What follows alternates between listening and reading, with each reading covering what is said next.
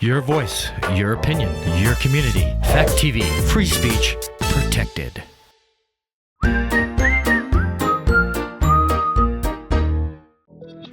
I am an artist living in beautiful Vermont, USA, and I have a lot of questions. So I engage the minds of the people that I meet. Poets, writers, artists. I explore what's inside and share it with you. My name is Ricky McGeckran, and I am eager to know. Willow is a unique retreat in adorable Newfane, Vermont. It is dedicated to integrating personal passions and interests into daily life. The property is really incredible. There is both a main house and a treehouse. I visited many times and have always felt, well, like I was home. I am happy to share my conversation with the owners of Willow, Tom and Ravi. I am here with Ravi and Tom, who are owners of Willow, a retreat in South Newfane, Vermont.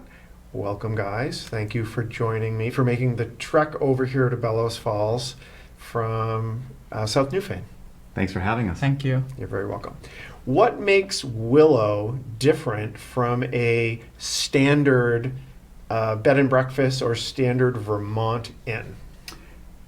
Great question. You know that Willow used to be the Treehouse Village Inn, so we bought an inn, and we're very clear when we came here that we didn't want to run an inn. So Willow focuses, what makes it different is that it focuses on helping people cultivate what passions and practices that bring them truly joy in their lives. And so we run retreats focused on arts and on yoga and meditation at the center. Okay, great. Now I know that it's more than just because we've talked about this before the pod starting this recording. It's more than just giving people lessons and classes. It's more than that. You really want to help people more than just learn a skill. You are hoping that people will do what? Come to the place, which is a beautiful and calming place, and find a way to cultivate what makes sense to them. And so we have built everything into this home in this 5-acre property that people need to sustain, a practice that matters to them. So what do I mean by that? We brought local artists and artisans into the property. Everything that you see in the property, use in the property, can be also enjoyed out in the community. So we're bringing the community to the center. We have a yoga studio and art studio in the house, in the main house, and so people can use that to practice whatever craft they're coming to practice. People can also just come for a weekend individual stay for R&R, and that makes it a little closer to an inn, but really what we're trying to help people do is enrich their lives by coming to a place that really is focused on self-enrichment. Okay, so it's more than teaching someone how to paint or do yoga. Correct, yeah. You're really encouraging people to find a way to incorporate whatever this is in their life after they leave. That's right. So because that's the trick. All of we live in 2023 where anything you want to learn, any new interest or skill, there's plenty of content available for people to learn. The challenge is keeping it part of your life. That's right. On a day-to-day basis. I mean, that is the key to all of it, to many of these things. I know that I learned piano recently. I started to. And, I was so good about it. I was practicing every day for an hour for 4 months. And then I kind of fell off of it. And right. I actually haven't practiced it. Right. And I really enjoyed it. And it was a very enriching experience for me doing it. And I kind of need to get back on that. So I think I need we need to get Willow to do piano lessons so that I can not just learn more piano, but integrate it in to my life and stay on top of it. You'll but be you know happy to know that you'll be happy to know that we just brought in an 1868 antique piano that was made up in this region at that time. So you'll be able to come and play. All right, good. But you know what I'm saying with that example? Like that's, and for people that are listening to this, it's one thing to learn a new skill. Mm-hmm. It's another thing to incorporate it into your life. So can you tell me, what do you have planned for retreats, these themed retreats? What do you have on the schedule, or what do you have planned, even if it's not fully locked down? Sure. Well, we have 4 retreats that are officially scheduled, and many more in in development right now. So they start in mid-April with a retreat taught by 2 exceptional artists practicing classical realism, and they'll be teaching portrait drawing and painting for 4 nights and 4 days. And folks who come to participate in this retreat, it's residential, so you'll come and stay, you'll have meals.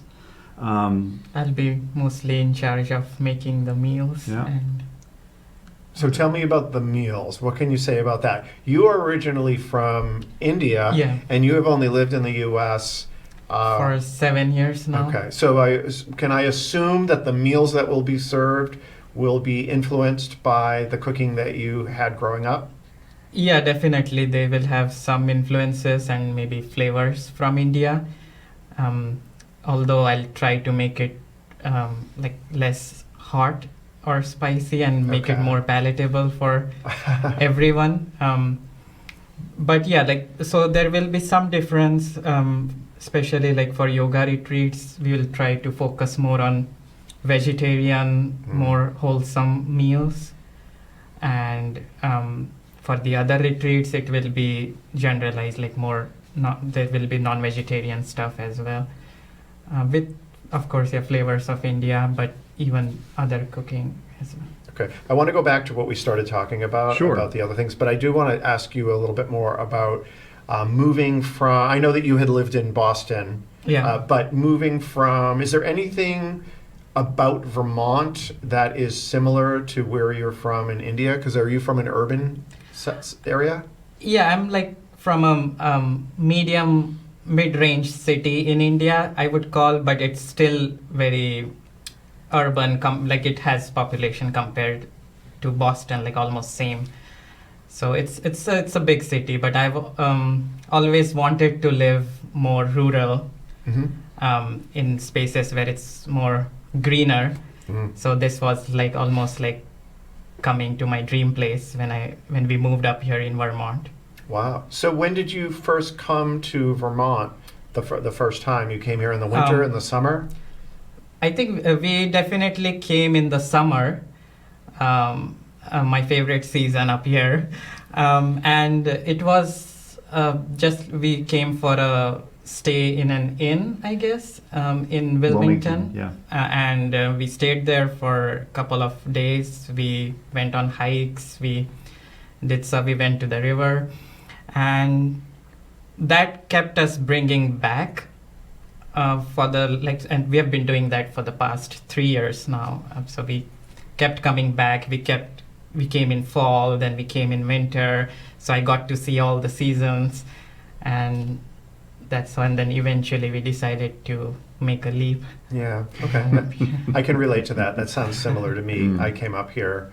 Everyone always starts going someplace once, but I started coming regularly, and then I realized this is the place for me. Yeah. So now you have the portrait painting. So is that something that can anyone be part of that, or would you need to have any sort of artistic experience? All skill levels, okay. Including right down to beginners. The instructors will take every portrait from the beginning stages of blocking in all the way to forming shape from light sources and shading and so on. And so they'll be very careful and structured about bringing you through all of those stages. Wonderful. So so if anyone is interested in learning how to paint, doing portraits is, doing the human form or portraits is a great way to start. It is. I say this all the time because you're a built-in art teacher, because you can tell if anything's off You don't have to be, Interesting, you don't yeah. have to be an art instructor to know that something is off. As a human, we can read it, even the slightest bit off. So Yeah. in having the support and an immersive situation where it's back-to-back days, that sounds fantastic. That's and right. who are the instructors? They are Chelsea Bard and Tyler Berry, both of whom can be seen on Instagram. Okay. So that you can get a flavor, or you can see their work on our website, willowvt.com. Okay. If you click on the retreats section, they're the first retreat listed. Right. And I'll put their Instagram in the show notes. Okay, great. And then what else do you have besides? What else do you have? So we have following that, we have a yoga and meditation and breathwork retreat called Living from Our Sacred Self. And this is taught by, I have to just say, we're so excited by, I think, the greatest teachers, not gurus, just practitioners of yoga and meditation that I've been studying with now for 7 years myself. And so when we made this move, they were one of the first couples that we reached out to partner with, and they said yes. And so they're leading a retreat on Memorial Day weekend with us in May. Wonderful. And now I know that you do yoga daily. Both of you guys do. That's right. How long have you been doing that? And also, do you do meditation daily? Sure. For me, I've been doing it since childhood, I would say, on and off, not like every day of the week or every day of the year for that matter, but on and off I've been practicing it. It was very common in my household, especially Practicing yoga or meditation? yoga. Okay. With my grandparents, they would like make us sit down and do it. So that was one thing, but then I had a brief pause, I would say, for 5 to 6 years where I wasn't doing much. And then when we met, when the COVID started, that was kind of a trigger for us to again get back into yoga and some of the meditation work because all the gyms, everything was closing down. And so we started doing it, and to our surprise as well, we were very regular with it and kept going.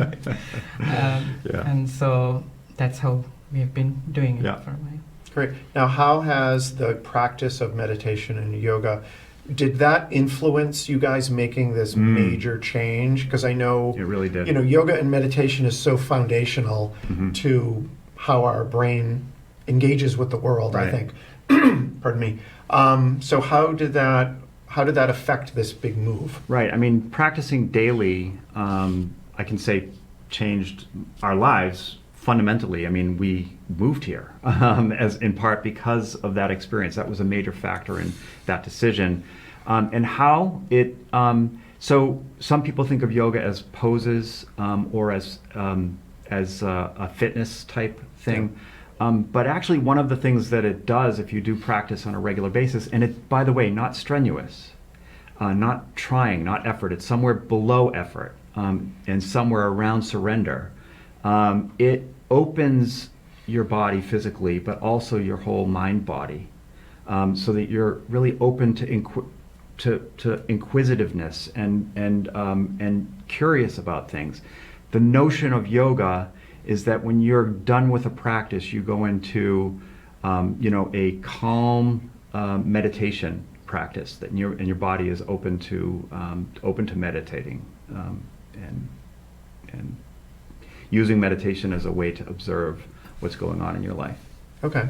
Yeah, I do yoga quite regularly, and I started doing TM, Transcendental Meditation, when I moved to Vermont. And that has been, I believe it's been a big impact. I also, moved from a big city to a rural, to Vermont. So that I don't know what is from the TM and what is from just living in Vermont. Sure. So sure, I'm not really yeah. sure, but I definitely have seen a sense of calmness, which is better for decision making for me, Sure. and being productive. Sure. So I can see how doing that would make you be able to be confident in making a big major life change like Yeah, that? it was an awareness that this was right for us because it was such a life enriching practice for us, and we thought, well, we can help other people integrate a practice like this or their own practice in painting or music, whatever it is that brings us that infinite and expansive joy that makes life really worth living, and that's what we came up here to do. Wonderful. Can I just add one thing about that? We are, like everybody else, we struggle with the dilemma of trying to make a living and being busy, trying to be really good at our jobs or at being family members or being community members, striving all the time. And in doing that, sometimes we find that months or even years can pass without practicing that thing that brought us so much joy at some point in our past life. So the idea of coming up here was to create a space and a community where people could come to practice those things that bring us joy and hopefully integrate them into the work and the striving of everyday life.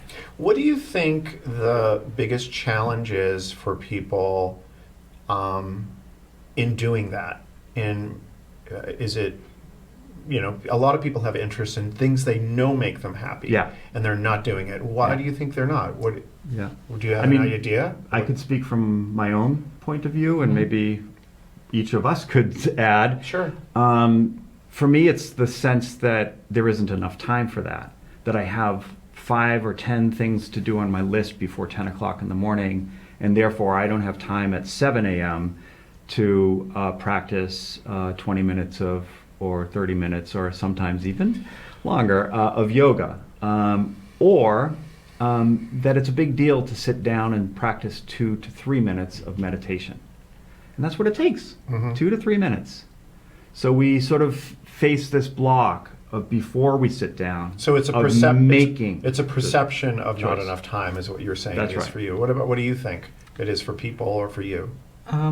Yeah, I think main thing is the time, but also sometimes the work that we do, we get so much involved in it that some of the things we just start skipping because we have to focus on the work that we are doing.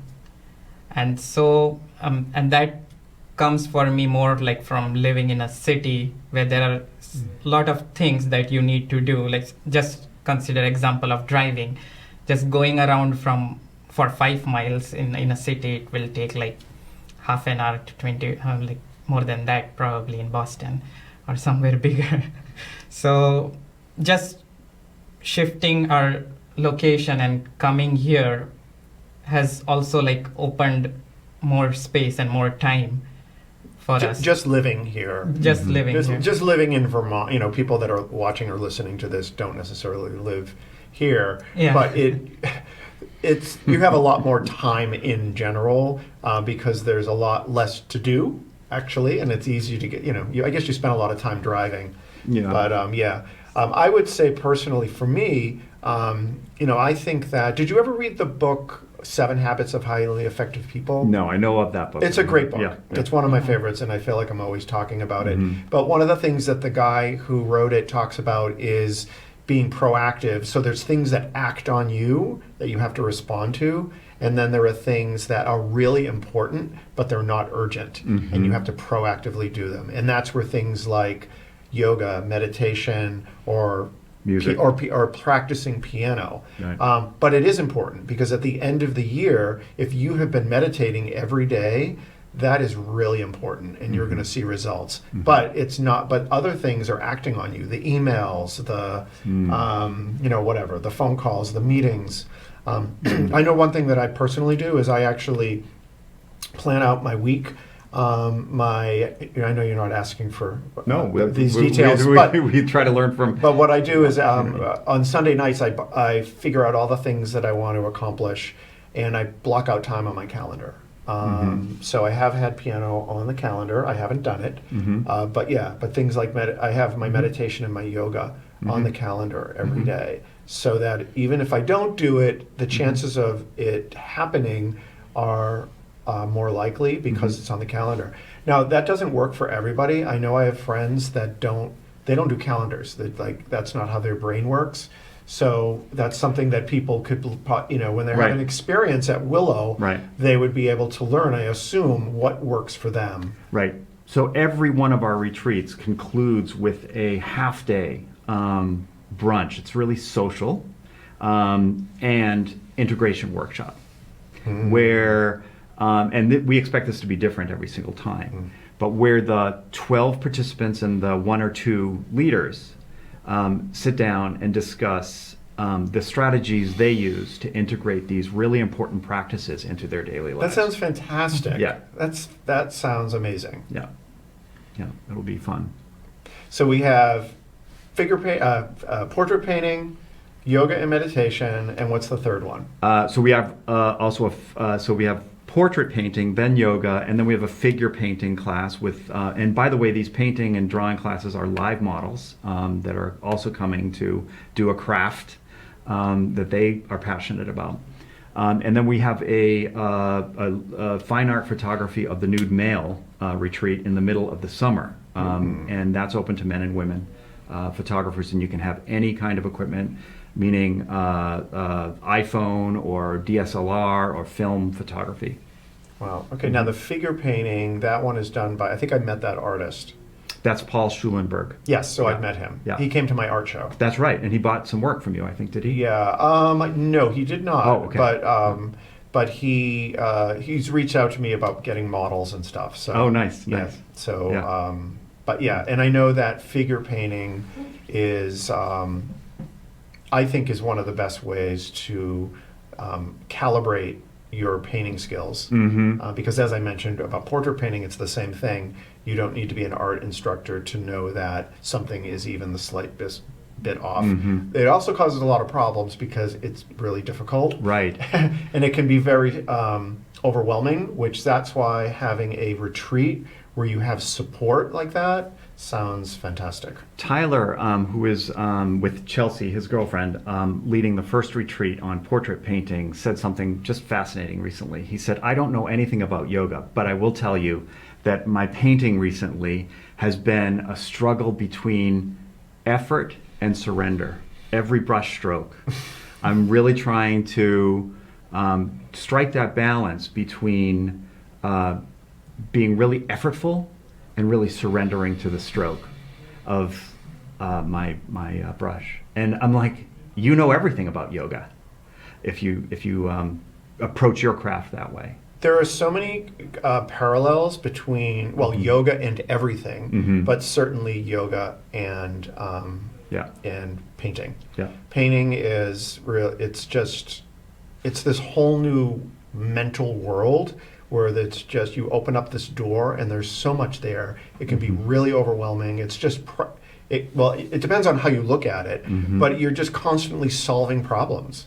You show up at the canvas and it is just, what set of problems am I solving today? Right. And it can be, that's not always fun. Okay, people think that being a painter, it's just free, and sometimes it's not fun, and it's really difficult. And yoga is really helpful, and meditation is really helpful. It all kind of relates. But I think that yoga and meditation have applications, obviously, in the real world. Because they kind of make you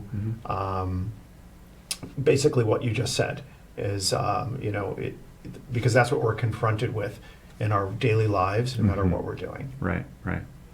And yoga is, to remind ourselves every day, we think of yoga not as a series of poses, but as a process of opening up to the present world. And so it is poses, and then it's meditation, and then it's carrying that spirit into the mind-body spirit that you've cultivated into the world. Right speech, right mind, right spirit. Wonderful. I feel like my conversations on this podcast always end up being about yoga and meditation. No matter who I bring, if they, That's good. no matter who it is, if they do that as a practice, it always ends up occupying a big part of That's the conversation interesting. because it's so foundational and so wonderful. So if people are interested in learning more about Willow, it's the URL is willowvt.com. Yeah. And if you land on that page, there's a very easy menu. There's lots and lots of information there, but easy to navigate, and lots of photographs of the space. So Beautiful photographs, by the you. way. Thank you. Yeah, the website is really quite elegant. Thank you. You're very welcome. Thank you. So, well, thank you guys very much for hanging out with me today. And I obviously already knew about Willow, which is why I knew a little bit, which is why I invited you on. But now I am very excited that I live close to it. Yes, thanks. Nice. Thanks. So, thank you. Thank you for you. having us. You're welcome. My name is Ricky McGuckran, and you have been listening to Eager to Know, the podcast. If you haven't already, please go to Apple Podcasts and subscribe, rate, and review this podcast. Join me next week for another Eager to Know podcast.